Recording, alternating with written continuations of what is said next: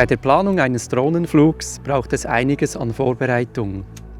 So muss ich zum Beispiel sicher sein, dass im geplanten Fluggebiet keine Einschränkungen für Drohnen gelten. Nebst guten Wetterbedingungen brauche ich auch eine stabile und zuverlässige Mobilfunknetzverbindung.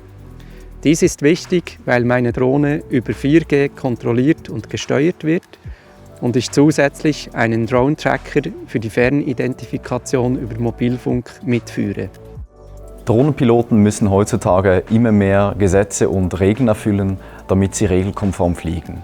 Swisscom hat als erstes Telekommunikationsunternehmen der Schweiz und eines der ersten weltweit eine 3D-Mobilfunkabdeckungskarte erstellt, die es dem Drohnenpiloten ermöglicht, bereits in der Flugplanung zu prüfen, wie die Verbindungsqualität während des Fluges sein wird.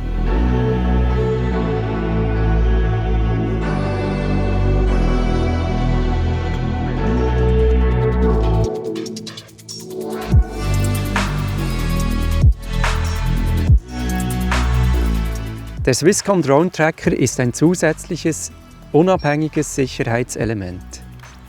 Es ermöglicht die Fernidentifikation über Mobilfunk und ist mit dem zentralen Register des Bundesamts für Zivilluftfahrt verbunden.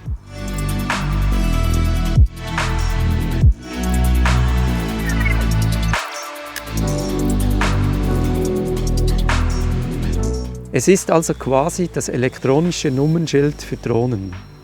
In Zukunft müssen alle Drohnen über Fernidentifikationsteknologie verfügen und das während dem ganzen Flug.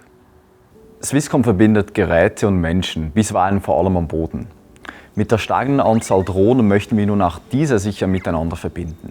Und damit ermöglichen wir ganz neue Anwendungsfälle, wie zum Beispiel die Inspektion von Strommassen. Grundlage für diese Digitalisierung des Luftraumes ist unser stabiles und bewährtes Kommunikationsnetz.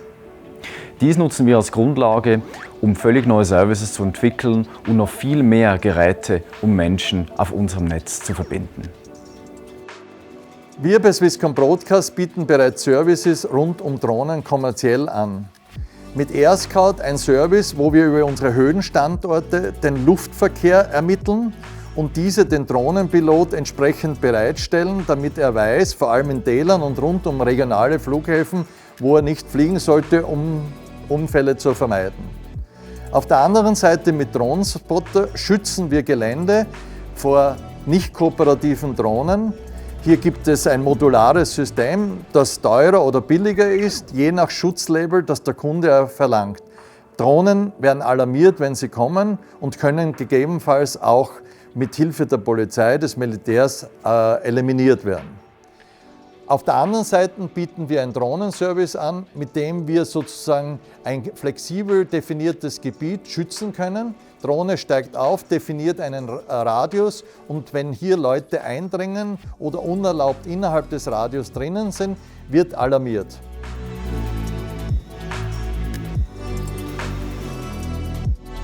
Landing complete.